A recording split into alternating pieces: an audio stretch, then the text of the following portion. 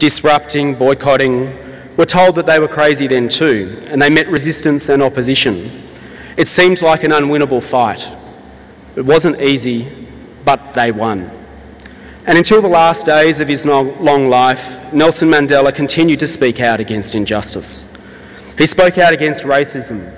He spoke out against war. He spoke out against poverty, saying that where poverty exists, there is no true freedom. And as we reflect on the lifetimes and achievements of this great man, we have a responsibility to remember that we too must take action in his memory. We must act in solidarity and fight injustice, whether it's racism or inequality or the destruction that will come as a result of climate change. I spent my university years in Western Australia, and many long nights were spent at the home of activists and ANC members living in Perth. And if there's one thing that I learnt from their ceaseless commitment, it was that injustice is not a thing of the past that ended the day that South Africans finally achieved majority rule. It is with us still, and in the memory of Nelson Mandela, we must stand up to it. The long walk to freedom is still going. Thank you very much.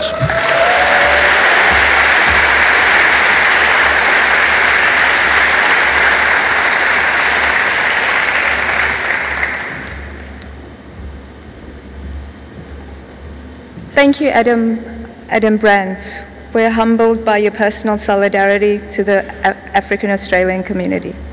We'd like to welcome Ms. Sheila Sabada. Sheila is the President of the Africa Day Australia Committee. She is passionate about promoting emotional well-being and positive mental health of clients and families. Her objective is to promote social cohesion within the broader Australian community, while at the same time promoting a keen sense of community identity for culturally and linguistically diverse communities. Welcome, Sheila.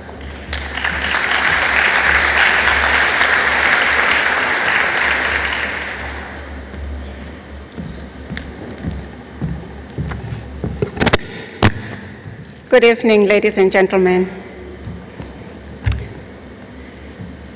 I'd like to acknowledge the traditional owners of the land on which we gather tonight.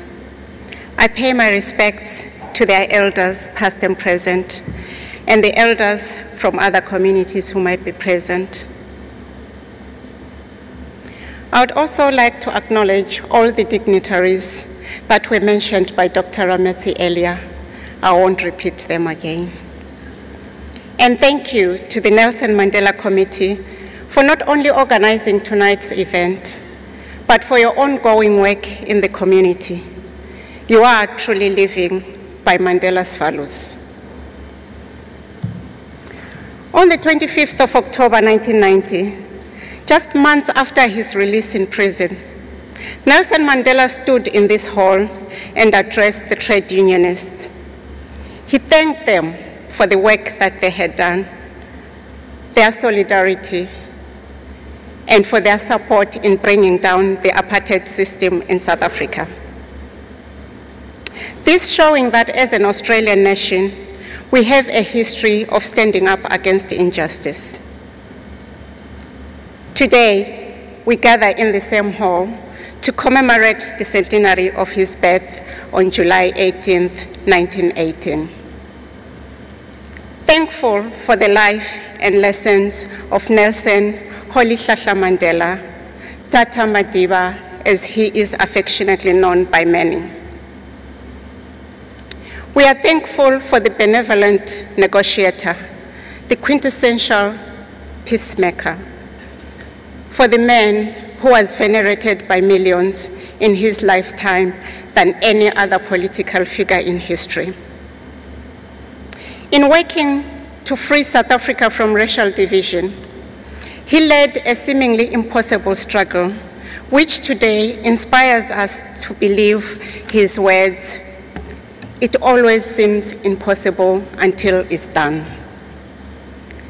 A winner is a dreamer who never gives up. Today we are all here responding to the qualities we perceive in the man, as well as the scales of his achievements. As we gather, we ask ourselves, was he a great politician? This once heads boy who became not only a president, but much more to the world. Was he a great public speaker? He did, after all. In his statement from the dock in the Rivonia trial, made one of the most remarkable, most memorable speeches in the history of political. On his statementship, what mattered? Bringing peace to a nation that seemed destined to a brutal racial war. Curiously, Mandela's greatness seems to embody equally all these qualities. We ask the question, do we see these values in ourselves? Do we strive to emulate Madiba's values? However, what made him so very rare was that his ego was pressed into the service of an idea, not self. And true to his saying that what counts is not the mere fact that we have lived. It is what difference we have made to the lives of others that will determine the significance of the life we lead. We should always ask ourselves what legacy we are leaving behind.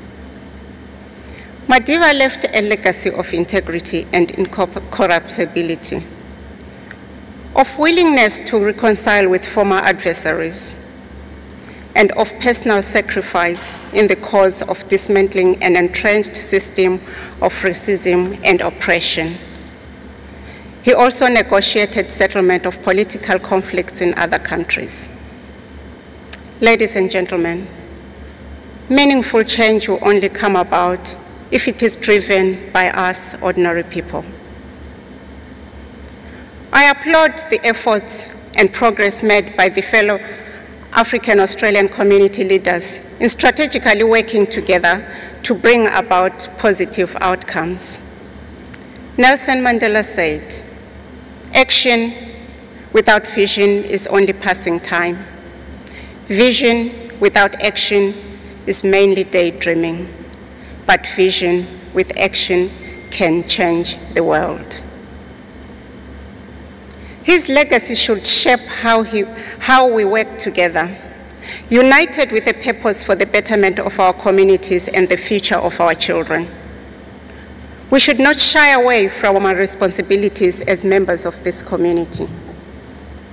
We should face the challenges our children face and consult the powers that be for the facts of the matter. We should go to our communities and dig into our values for a way forward.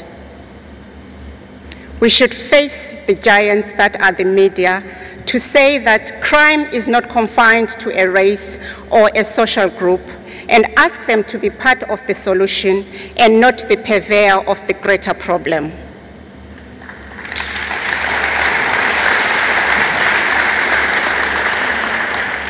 We should work with all arms of the government to ensure fair representation for all. Let this year, Madiba's centenary, be the year we all strive towards building a values-based society. Today, we celebrate the dignity of all, the power of love, compassion over fear and hatred. We celebrate the greatness that is all of us. We do so with a unique mix of sadness and celebration, of grief and gratitude. Grief as we are reminded of what we have lost, and gratitude as we reflect on everything he left behind. Not forgetting that it falls to us to forward the example that is set, to make decisions guided not by hate, but by love, to never discount the difference one person can make, to strive for the future that is worthy of his sacrifice. Long live Nelson Mandela. Thank you.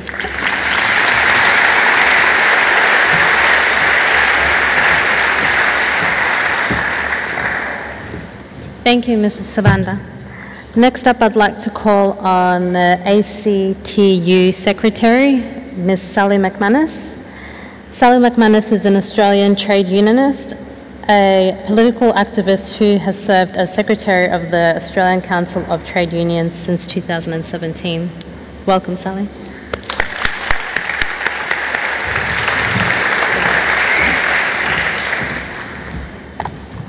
I'd like to pay my respects to the Kulin Nations and their elders past and present. It's my honour to introduce Julia Gillard tonight, but before I do, I'd like to say a few things about our trade union movement, the Australian trade union movement, and Mandela. Nelson Mandela occupies a special place in our history, the history of Australian trade unions, and he has a special place in our hearts. Many Australian unions were the first on board when he was imprisoned. Apartheid was wrong. Mandela's imprisonment was unjust. Unions that are now known as the CFMEU, the AEU and the MUA were out in support along with a host of others. They didn't just talk about protest. They didn't just write resolutions. They didn't just make impassioned speeches about apartheid and Mandela, although they did all of these things. They took action. They put bans on South African trade. The Seamen's Union started implementing bans from around the mid-60s, and they were followed by other unions. The action taken by unions were against popular opinion, against the newspaper and other media editorials, against the conventional wisdom of the day. The trade union movement acted because we opposed apartheid. In the eyes of Australian unions, Nelson Mandela was no terrorist. Nelson Mandela was not regarded as a martyr. Nelson Mandela was regarded as a hero who fought against apartheid with a sense of dignity that was inspirational. Elliott, Pat McGarity, Norm Docker, Charlie Fitzgibbon, Laurie Carmichael, Pat Clancy, Tom MacDonald and Bob Hawke helped lead the international chorus of union dissent and protests and the bans. Anti-apartheid actions became a movement that bubbled along with the other great protests of the time. The anti-apartheid cause could have been easily forgotten when millions were being killed in Vietnam. But the anti-apartheid cause was not put aside by Australian unions. As long as Nelson Mandela remained incarcerated, the cause of opposition to apartheid would never be silenced. Anti-apartheid bans and protests came to a head, as has been spoken about, in 1971 when the South African rugby union team toured Australia. Bill Kelty recalls that in 1971, Bob Hawke walked into the ACTU executive room just up the road from here, followed by Harold Suter, the person he had just narrowly beat to the position of ACTU president. Bob Hawke looked around the room and told the meeting unions had a choice. They could protest but accommodate the tour. They could accept the myriad of editorials clamouring that sport was above politics, or the very least sport and politics shouldn't be mixed. Bob said this was an easy choice. This was a safe thing to do. Bob said for himself he would not take the easy choice. Not as long as Nelson Mandela was imprisoned, as long as apartheid existed, he would never countenance it. He would never accommodate it. He said he knew he would not be alone in this protest, but he was not there to tell other unions what to do, but to seek their views. He repeated, unions had a choice, but he did not. When Bob finished speaking, Bill Kelty recalls there was silence, but only for a short moment. And Harold Suter stated that he supported every single word that Bob had said. And unions collectively, some with misgivings as to what they could expect, made one of the greatest decisions of the ACTU. The ACTU banned the South African rugby tour. The aviation services and trade between Australia and South Africa was also banned. Bill Kelty sums it up by saying, "The protests and reactions to the anti-apartheid demonstrations against the Springbok tour in 1971 were tough. They were nasty, they were painful, even brutal, but the protests and the bans were effective. The ACTU led and championed the anti-apartheid movement. Of all our history, this is one of the things we are most proud of." Nelson Mandela later said that he asked himself why people so far away from a distant land with a British heritage would risk so much for a cause of another people and for another country. While still incarcerated, he promised, as a matter of conviction, that one of the first nations he would come to if he was released would be Australia. One of the first groups he would thank would be Australian unions. This is indeed what he did. Within 12 months of his release, Nelson Mandela was in Australia. It was 1990. First he went to see Bob Hawke, who was by then the Prime Minister, and he came to the ACTU executive, which again was here just down the road in Melbourne. Bill Kelty recalls that when Nelson Mandela entered the ACTU executive room, he was welcomed like a conquering hero. He was not met with a noise that would rattle a stadium, but rather a quietness, stillness of respect and wonderment. A quietness and respect that is reserved for the greatest people who made the greatest sacrifice. Nelson Mandela was not just a man of one moment, a hero of the Australian trade union movement. He was a hero for all time. He was not just a hero for his lifetime. He was a man of great humility, of forgiveness and of wisdom. We, the Australian trade union movement, were proud to be his warriors. Tonight, I have the pleasure of introducing another warrior for equality and justice, the Honourable Julia Gillard. There's a lot I could say, but I just want to say this. Julia stood with dignity and with great inner strength against all that rained down on her as our first female Prime Minister, against the endless smears, the misogyny, against the threats of violence, the vilification from men who believed we women are lesser. People who believe we do not deserve respect. People who believe we are not equal. These people do not believe in equality. They therefore do not believe in our shared humanity. They do not believe that us women should ever lead. In standing up and staring down them with her inner strength and dignity, our first female Prime Minister has inspired generations to fight for gender equality and to demand our place. Please join me in welcoming the Honourable Julia Gillard, the 27th Prime Minister of Australia.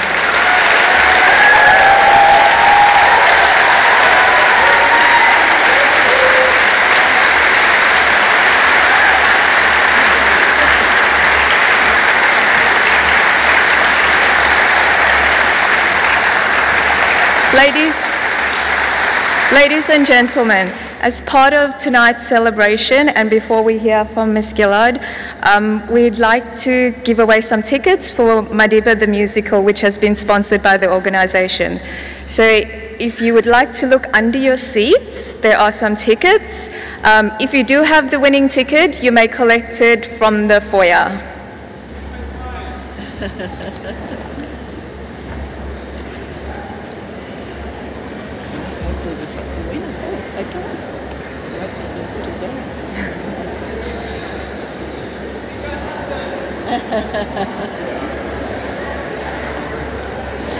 Hopefully we've got some winners.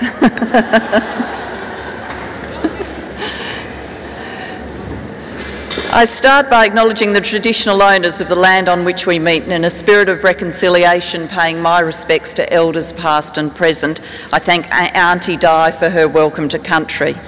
I acknowledge Steve Ramazzi and thank him for the invitation to speak tonight and for all the hard work he and his team of volunteers have put in to create this occasion.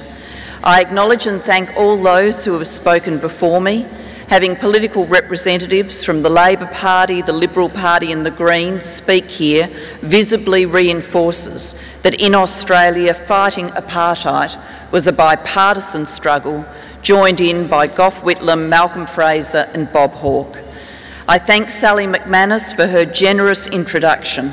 In her role as ACTU Secretary, she welds together her fresh contemporary perspective with the best historic traditions of the Australian trade union movement. Our nation is a better place because decade after decade, women and men have come together to fight for fairness.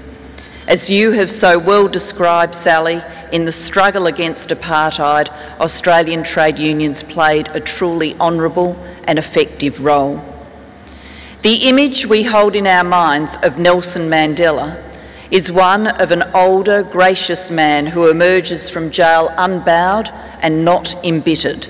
A man who, after nearly 10,000 days of imprisonment, with much of the time spent breaking rocks on Robben Island, extends a hand of peace and reconciliation to all those who embrace his vision of a truly democratic South Africa, in which race no longer determines who votes and who rules. A man who had every reason to despise white South Africans, but sought to reach out to them as equals. But this man of forgiveness was once a warrior, standing proud and strong before a South African court, dressed in a traditional leopard skin cloak and holding a defiant fist in the air. And this freedom fighter was once a boy, born to play a tribal role in his ancestral homeland of rolling hills and fertile valleys. Tonight, I want to pay homage to this great man, to consider his legacy, including challenging you with some searching questions about how truly we have learned from his example. 100 years ago, on the 18th of July 1918, a boy was born in Mvezo, a tiny village almost 900 kilometres south of Johannesburg in South Africa. Royal blood flowed through the veins of his grandfather, Mandela. As a result, the boy's role in life was already foretold. As a man, he would become a counsellor to the rulers of the Thembu tribe. This man, named Roli Shasha Mandela, was the first person in his family to go to school. I've always believed that education has a transformative power. In the case of this 7-year-old boy, that transformation was a literal one. His teacher at school followed the tradition of the time and gave every child an English name. Roli Shasha became Nelson. By the age of 9, Nelson had encountered tragedy and upheaval. His father had died and his mother, to maximise his advantages in life, had taken him to live as the ward of the tribal chief. A boy deprived of a father and forced to live apart from his mother could easily have become traumatised.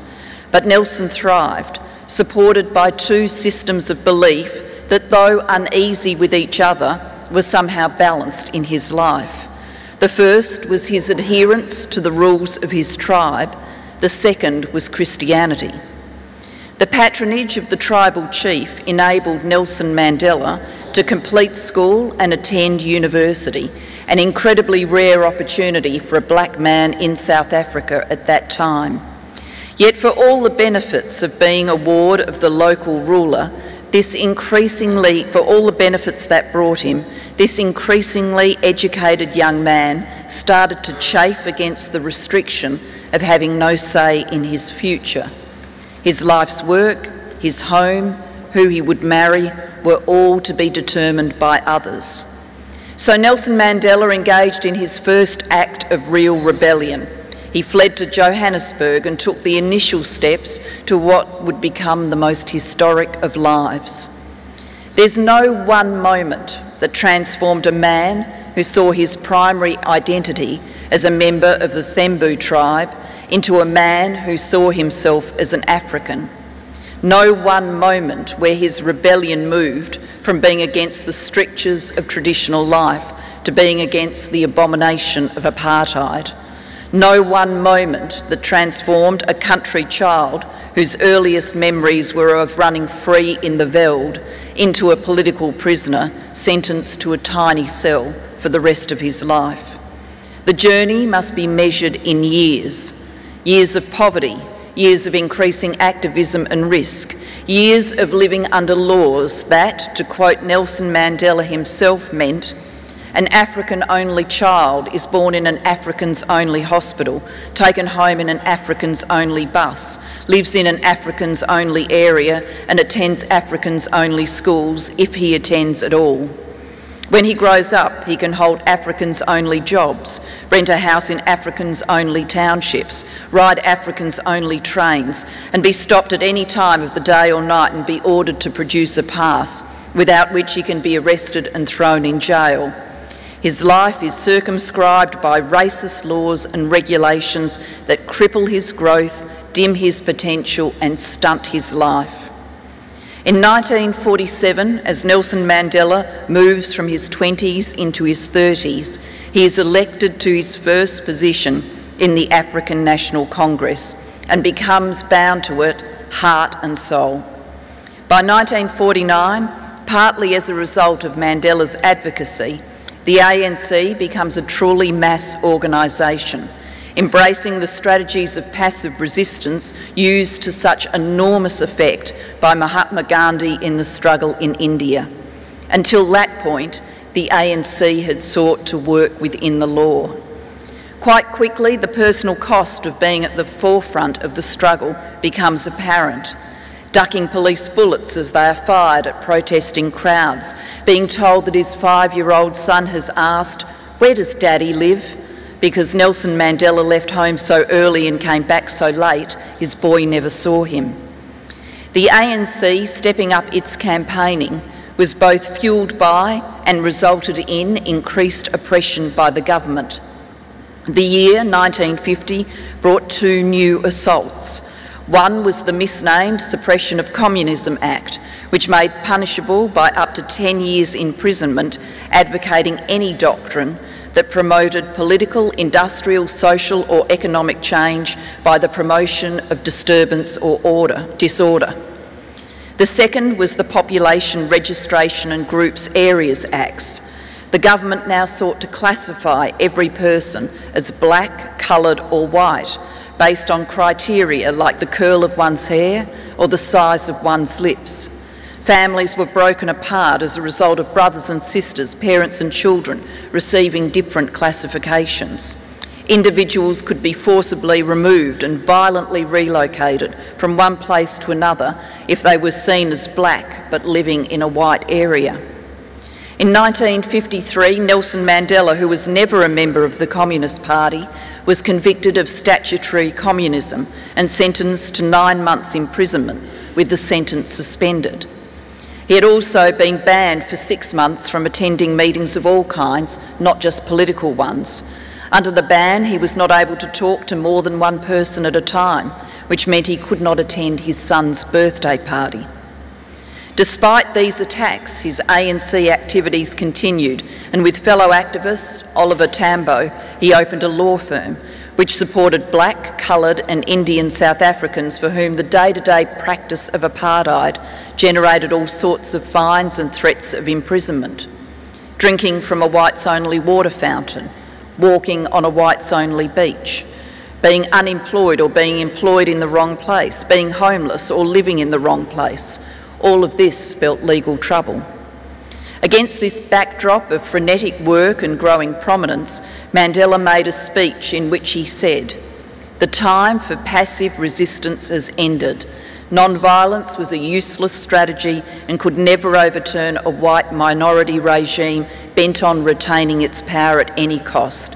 At the end of the day, violence was the only weapon that would destroy apartheid." While given off the cuff, this speech did represent an emerging change in Mandela's thinking. At the time, the ANC executive reprimanded Mandela for this speech, but as history records, it was prescient. By the end of 1956, Mandela had been banned from attending meetings for another 2 years and then received another 5-year ban. On top of these acts of oppression, he was also charged with high treason, along with almost the entire national executive of the ANC. White, coloured and Indian leaders were also targeted in this deliberate attempt to deprive all the anti-apartheid organisations of their leaders.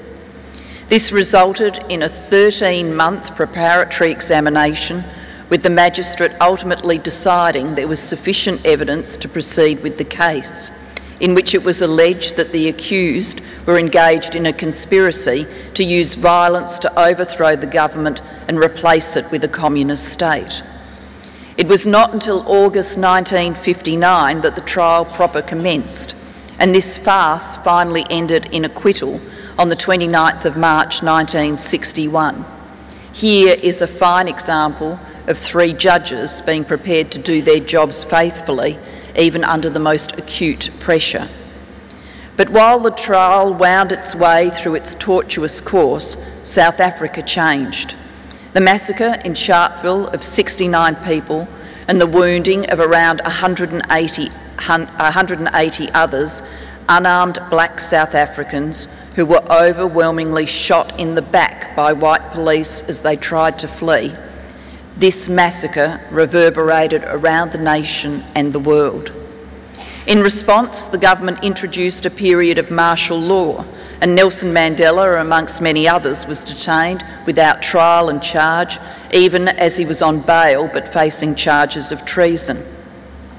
By the time the treason trial was over, Mandela had agreed with the ANC leadership that he would go underground, knowing that inevitably he would be arrested again.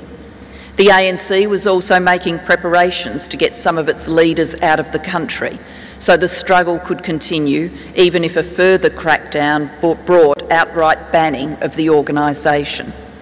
Most significantly, the ANC agreed that Mandela should form a separate new military organisation. The ANC's 50 years of operating solely on the basis of non-violence were over.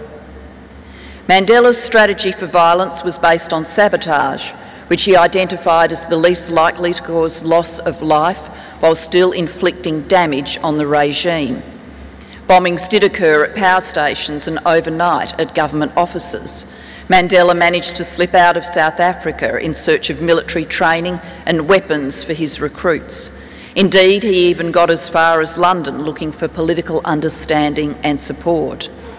Life on the run came to an end on the 5th of August 1962, when Mandela was finally apprehended by South African police while driving away from Durban after a meeting with one of his local commanders. One of his favourite disguises was as the chauffeur for a white man. At the resulting trial, Nelson Mandela gives no quarter, challenging the judge by saying, "Whatever sentence your worship sees fit to impose on me for the crime for which I have been convicted before this court, may it rest assured that when my sentence has been completed, I will still be moved, as men are always moved by their conscience. I will still be moved by my dislike of the race discrimination against my people when I come out from serving my sentence to take up again, as best I can, the struggle for the removal of those injustices until they are finally abolished once and for all." Mandela is sentenced to 5 years with no possibility of parole. 9 months into this sentence, he was charged with sabotage after the commanders of the military force Mandela had started to establish were arrested while in possession of a plan for guerrilla warfare in South Africa. While the plan had been drafted in Mandela's absence and there was disagreement about whether it was ANC policy, the prosecution produced a witness who had been a saboteur and directly implicated Mandela. In addition, documents showed him to have been behind the formation of the military wing. Once again, Mandela, along with his co-accused, set out to make the trial about apartheid and oppression. Facing the death penalty, they determined not to deny responsibility for sabotage or turning away from non-violence, but intended to dispute the central contention of planning to start a guerrilla war. At this trial, Mandela does not plead for his life. Instead, he says the now famous words, "During my lifetime, I have dedicated myself to this struggle of the African people. I have fought against white domination and I have fought against black domination. I have cherished the ideal of a democratic and free society in which all persons live together in harmony and with equal opportunities. It is an ideal which I hope for and aim to achieve, but if needs be, it is an ideal for which I am prepared to die." True to that statement, he instructed his lawyers that whatever sentence he ultimately received, including the death sentence, he would not appeal. He and a number of his co-accused would, by their actions, demonstrate that no sacrifice was too great in the struggle for freedom. On the 12th of June 1964, Mandela and each of his co-defendants were sentenced to life imprisonment. If Mandela had been a pacifist who emerged from decades of incarceration preaching forgiveness, that would have been a consistent, heroic and remarkable life well lived. But the full arc of Nelson Mandela's life requires us to confront more layers, more complexity. A man who argued for the building of bombs becomes a peacemaker. The head of a parallel military organisation to the ANC goes on to win the Nobel Peace Prize and does so with the white Prime Minister of South Africa, Mr. F.W. de Klerk. The man then known as the Black Pimpernel, who secretly travelled in search of weapons, later calls on others to put aside thoughts of violence. The life of Nelson Mandela requires us to think through excruciatingly complex questions about when to fight and when to enfold. His own words can help us work through this conundrum. On trial for his life, he said the following words to the court about the decision to move away from a strategy of non-violence. "We of the ANC have always stood for a non-racial democracy, and we shrank from any action that might drive the races further apart than they already were. But the hard facts were that 50 years of non-violence had brought the African people nothing but more repressive legislation and fewer rights. Our policy to achieve a non-racial state by non-violence had achieved nothing, and our followers were beginning to lose confidence in this policy and were developing disturbing ideas of terrorism. We felt the country was drifting towards civil war in which blacks and whites would fight each other. We already have examples in South African history of the results of war. It has taken more than 50 years for the scars of the South African Anglo-Boer War to disappear. How much longer would it take to eradicate the scars of interracial civil war, which could not be fought without great loss of life on both sides? Experience convinced us that rebellion would offer the government limitless opportunities for the indiscriminate slaughter of our people. But it was precisely because the soil of South Africa is already drenched with the blood of innocent Africans that we felt it our duty to make preparations as a long-term undertaking to use force in order to defend ourselves against force. Mandela was asking the judges and the millions of South Africans beyond the courtroom to understand that even in contemplating a strategy of sabotage, even when seeking arms, his mind had ranged to the days beyond, to the time of reconciliation. He understood non-violence would fail with a regime so undemocratic and despotic, but his strategy was to limit harm, to do only what was necessary to hold the faith of his people so they would stick with discipline and with organisation, with the ANC, rather than take matters into their own hands and trigger more bloodshed. To do what was necessary to be able to fight should civil war come. Intellectually, this helps us see more continuity and less juxtaposition between Mandela, the leopard skin-clad warrior, and the Mandela who walked out of the gates of jail rejecting retribution.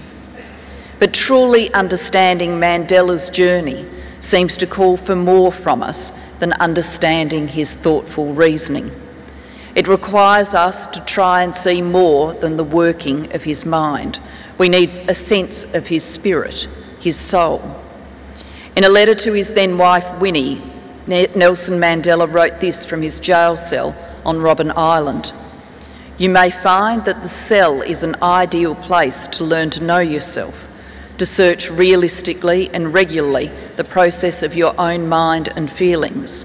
In judging our progress as individuals, we tend to concentrate on external factors such as one's social position, influence and popularity, wealth and standard of education. These are, of course, important in measuring one's success in material matters, and it is perfectly understandable if many people exert themselves mainly to achieve all these. But internal factors may be even more crucial in assessing one's development as a human being. Honesty, sincerity, simplicity, humility, pure generosity, absence of vanity, readiness to serve others, qualities which are within easy reach of every soul, are the foundation of one's spiritual life. Development in matters of this nature is inconceivable without serious introspection, without knowing yourself, your weaknesses and mistakes. At least, if for nothing else, the cell gives you the opportunity to look daily into your entire conduct, to overcome the bad and develop whatever is good in you. Never forget that a saint is a sinner who keeps on trying. No axe is sharp enough to cut the soul of a sinner who keeps on trying, one armed with the hope that he will rise and win in the end." I have reread these words many times preparing for this speech. Each time I have felt a sense of being rebuked and wonder in equal measure. Wonder that a man held captive for so long could find such transcendence in a prison. Rebuke because we, in our pampered lives, cannot find 10 minutes to do the same. Yet we should not allow Mandela's equanimity to blind us to how he suffered. Not seeing his daughter from the time she was 2 years old until she was allowed to visit him in prison at the age of 16. Not even being able to attend the funeral when his son died. Not knowing if the limited number of letters he was allowed to send his family were getting through. The many indignities of prison life piled on top of the loneliness. The insistence of prison authorities that whites in jail got better meals than Indians, who were in turn fed better meals than black inmates. The back-breaking work in a quarry with the glare of reflected light so intolerable it damaged the eyes. And the list could go on and on. Nelson Mandela learned how to endure. In his words, "It was the desire for the freedom of my people to live lives with dignity and self-respect that animated my life, that transformed a frightened young man into a bold one, that drove a law-abiding attorney to become a criminal, that turned a family-loving husband into a man without a home, that forced a life-loving man to live like a monk." Mandela's legacy teaches us about the value of purpose and a highly developed sense of self. It also teaches us profound lessons about patience and movement building.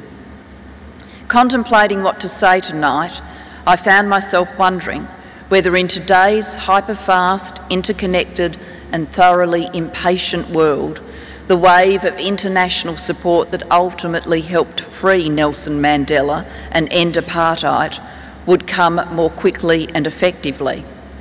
I ask you to imagine a world in which Nelson Mandela was born in 1968, not 1918, and sentenced to life imprisonment in 2014, not 1964. What would be different? I think it's fair to say that repugnance for a racist system like apartheid would be even more deeply held and widely spread in the contemporary world. And undoubtedly, every word and key moment of his trial and his imprisonment would have been instantaneously flashed around our world, tweeted about and in news feeds on Facebook. While prison authorities would still be motivated to close down the information getting into and out of jail, that would be much harder to achieve in today's world. Imagine drones getting photos and film of Mandela pounding stones. All this means the wave of international support would gather more quickly. What would have been avoided was the many years of Mandela's imprisonment in which his cause and plight were not broadly understood.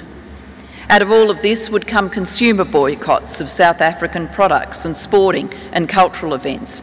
It is impossible to imagine in the kind of climate that would be created anyone promoting a Springboks tour of Australia or World Series cricket matches in South Africa. Indeed, the reverse would happen. Under pressure to maintain their brands, major businesses would likely announce cessation of visible engagement with South Africa. So, is it accurate to conclude international pressure would end this fictional modern Mandela's incarceration more quickly? I want to say yes, but I worry the real answer could be no. I worry that in today's world we are quick to outrage but often lack the commitment to sustained campaigning. What if, as would seem likely, the regime in South Africa made the decision to ride out the social and traditional media storm? As days of imprisonment turned into weeks, then months, then years, would the wave just dissipate as the world clicked other topics, as something else became the outrage du jour? To take a parallel example, it has been over 4 years since Boko Haram kidnapped 276 girls from the town of Chibok in Nigeria. More than 100 are still missing, and while there are some continuing protests and calls for their return, #BringBackOurGirls no longer globally trends. As the world's gaze turned elsewhere, would corporations quietly return to business as usual? Even more profoundly, is tweet, like, click activism ever enough? If the example of Mandela teaches us anything, it is that true movement building happens by people being prepared to personally show up and commit, not by simply gazing down and tapping. But surely I've mused to myself, the quick gathering storm of international protests would propel governments into sanctions against South Africa. Let's remind ourselves that achieving the imposition of sanctions as a strategy to force South Africa to free Nelson Mandela and move to a multiracial democracy took many years of diplomacy, with the Commonwealth in the lead. In 1977, when Mandela had been in jail for well over a decade, the Commonwealth Heads of Government meeting, CHOGM, collectively endorsed the first international move in the global campaign to isolate South Africa from world sport. Prime Minister Malcolm Fraser was a leader in arguing for its adoption, and our nation under Gough Whitlam had already unilaterally banned South African sporting teams. The United Nations boycott followed 6 months later. In 1979, CHOGM issued the Lusaka Declaration on Racism and Racial Prejudice, the central statement of the Commonwealth's abhorrence of all forms of racism, including in members-owned societies. In 1986, the Commonwealth Eminent Persons Group, including Malcolm Fraser, visited Nelson Mandela in prison and set out the negotiating concept to end apartheid in South Africa peacefully. The creation of this group was the result of a compromise brokered by Prime Minister Bob Hawke to overcome the impasse at CHOGM, with the British Prime Minister Margaret Thatcher holding out for a policy of constructive engagement with South Africa, while others wanted tough sanctions. Fortified by the recommendations of the Eminent Persons Group, more countries adopted sanctions against South Africa.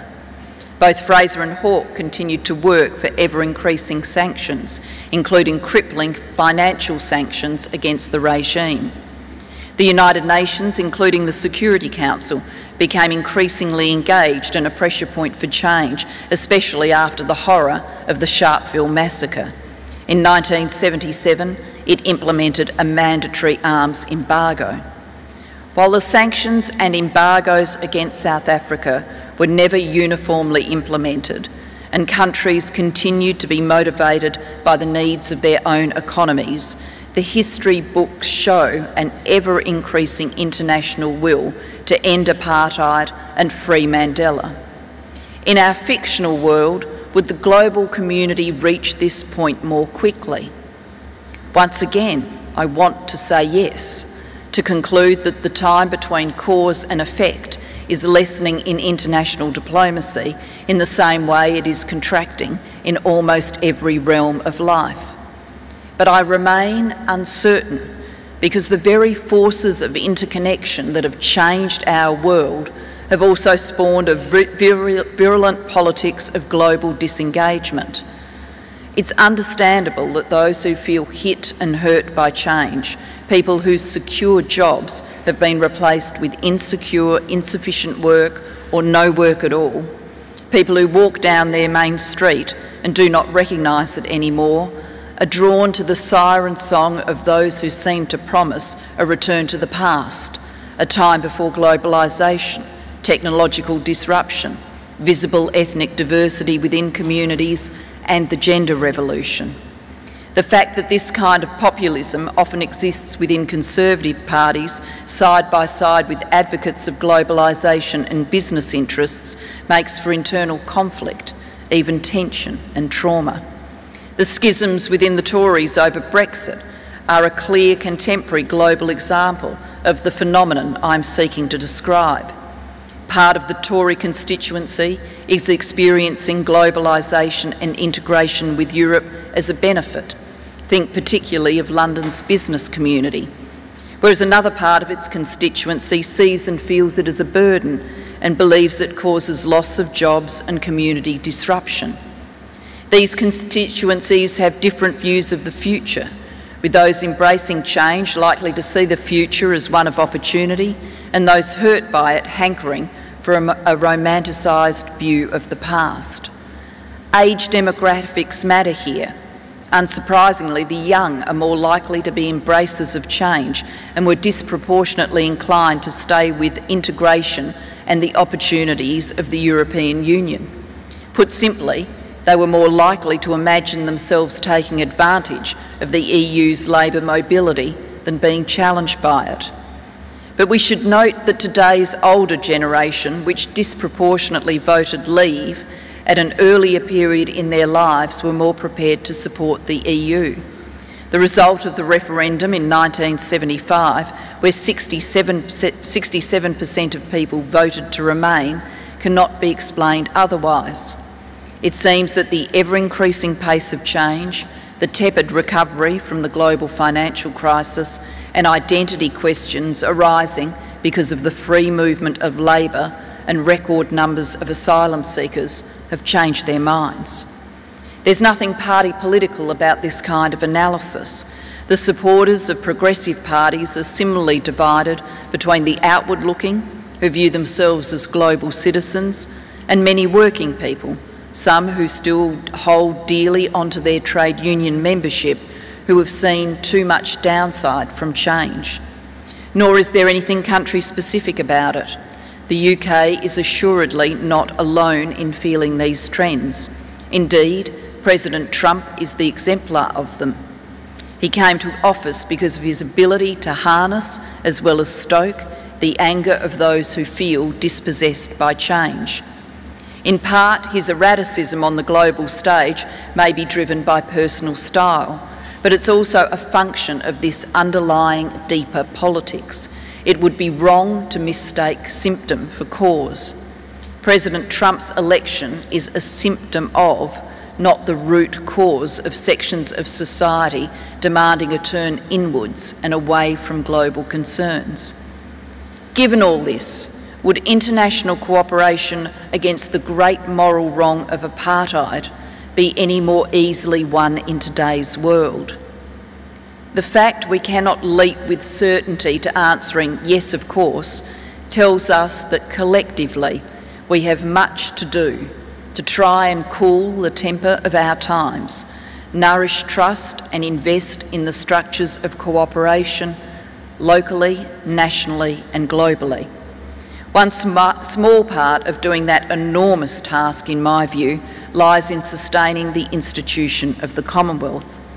Of course, the pattern of country connections in our highly globalised world is no longer defined by the Commonwealth nations, which were all coloured pink on the map I studied in school. But given the challenges of our world are so many and multifaceted, it would be unwise to repudiate an institution that has a proven capacity to influence our world for the better. However effective the United Nations is in any particular era, there will always be more problems and issues in our world than it can hope to address.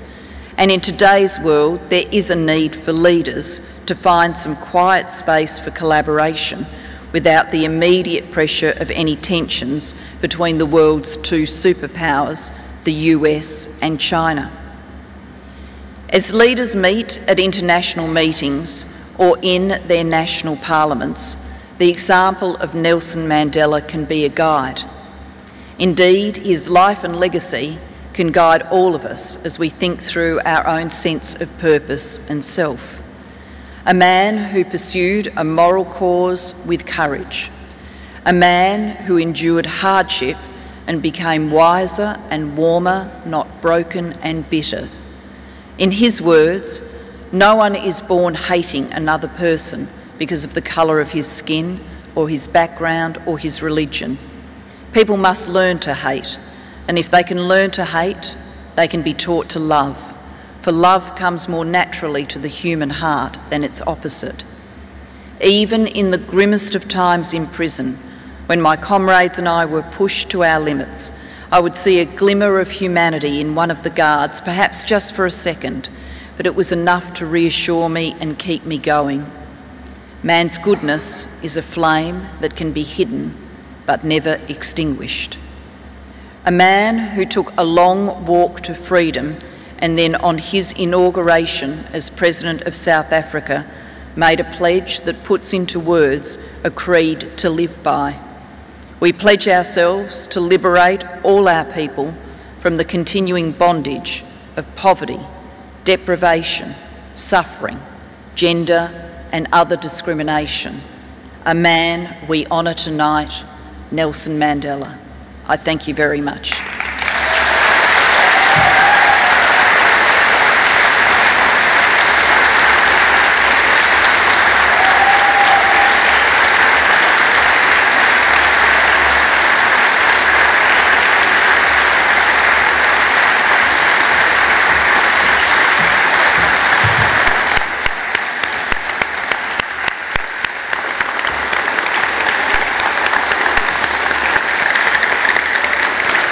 A big thank you to the Honourable Julia Gillard for an accurate snapshot of the life and work of the late Dr. Nelson Mandela, the reason for us gathering here today.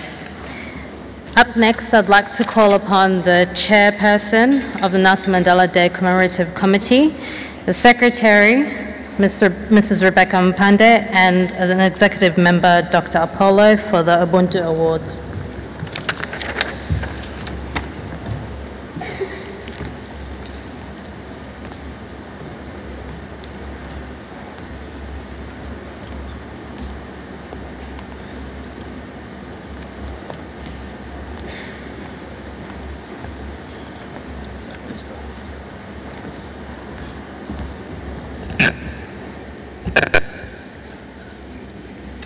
The Executive Committee of Nelson Mandela Commemoration decided that from this year on, we shall be awarding Ubuntu. We shall be giving Ubuntu awards. Ubuntu is an ancient African philosophy of South African societies in Voyage and in the new millennium. Ubuntu defines ethics of humanness.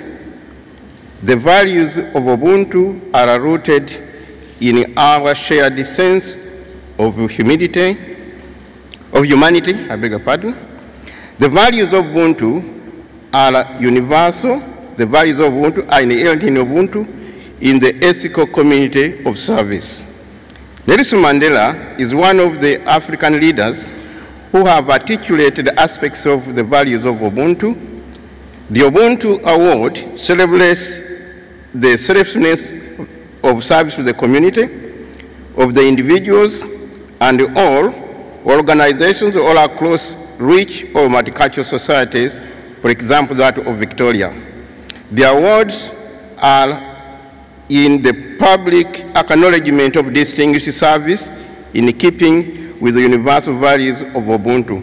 The Ubuntu Awards would be adjudicated by independent assessors sourced externally.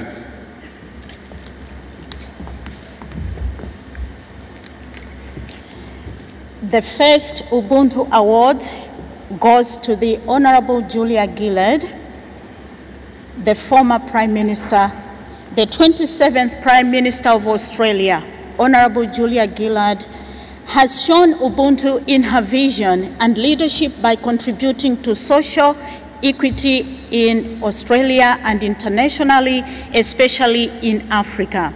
She is the chair of the Global Partnership for Education, a leading organization dedicated to expanding access and quality education worldwide.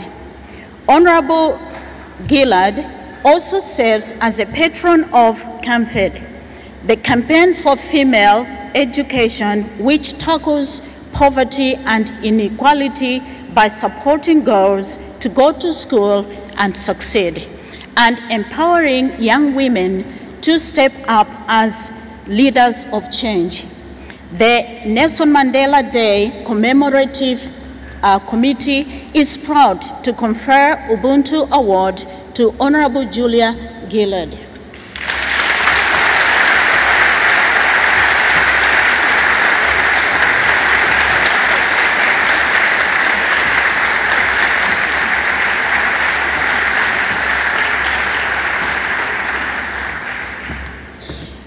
The next Ubuntu Award will be received on behalf of the Australian Council of Trade Union by Ms. Sally McManus. So could I just ask Ms. Sally McManus to come upstage, please? See her? Okay. I'll just read out the SCTU and its various unions affiliates first forged solidarity with the South African Congress of Trade Unions in the 1950s. The Siemens Union of Australia and Waterside Workers Federation, for example, embargoed South African ship. In March 1960, the Australian Council of Trade Unions condemned Sharpeville and called for boycotts. Through the 1960s, the SCTU condemned apartheid. Australian Union solidarity actions continued. The SCTU launched a month of action in July 1976 after the killings of black students in Soweto. In 1976-77 and 1978 and 1979, South African ships were black banned. In September 1977, a South African ship was refused services in Sydney as the SUA, WWF, and New South Wales Firemen and Deckhands Union demanded answers from the ship and South African diplomats to the deaths of Steve Biko and the SSCTU's Rollins Zanga. The Sydney office of the ANC was founded by unions such as the IU, letter CFMEU, SUA, Mineworkers, WWF, and Printing and Kindred Industries. We thank the ACTU and their affiliates for their Ubuntu.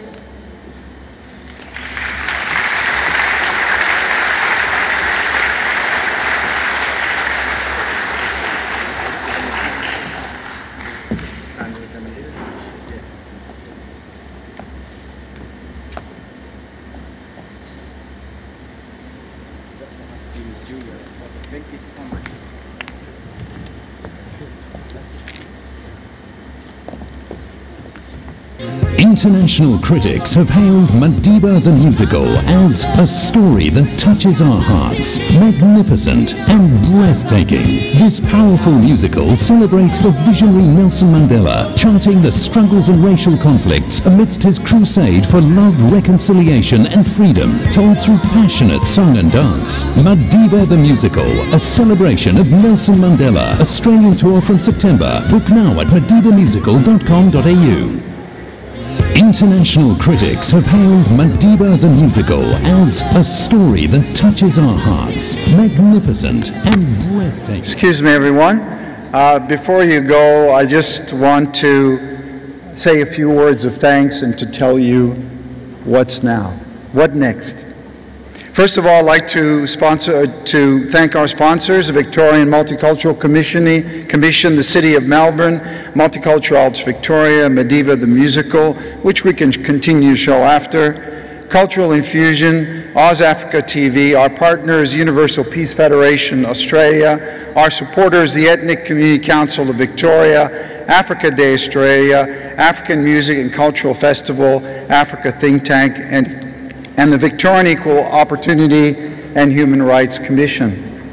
I'd like to thank our speakers tonight, especially I'd like to thank Julia Gillard, talking about the life of Mandela, the challenges and struggle between peace building and standing up to the bully. So what now? Before you go, on the 28th of September, we have a seminar in which we've asked a minister from Yemen to come. And this is a country which is experiencing a great deal of suffering. So we ask you to pick up a leaflet on your way out. And just remember that tonight, what matters is that ideas and ideals matters, and that values and convictions matter. It is now up to us as individuals, so join this group of people who are really concerned for others. So we ask you, go to our website, join with us, and work with people who really want to serve others. Thank you, and have a good night. International critics have hailed Mandela the musical as a story that touches our hearts, magnificent and breathtaking. This powerful musical celebrates the visionary Nelson Mandela, charting the struggles and racial conflicts amidst his crusade for love, reconciliation and freedom, told through passionate song and dance. Mandela the musical, a celebration of Nelson Mandela. Australian tour from September. Book now at madibamusical.com.au. International critics have hailed Mandela the musical as a story that touches our hearts, magnificent and breathtaking. This powerful musical celebrates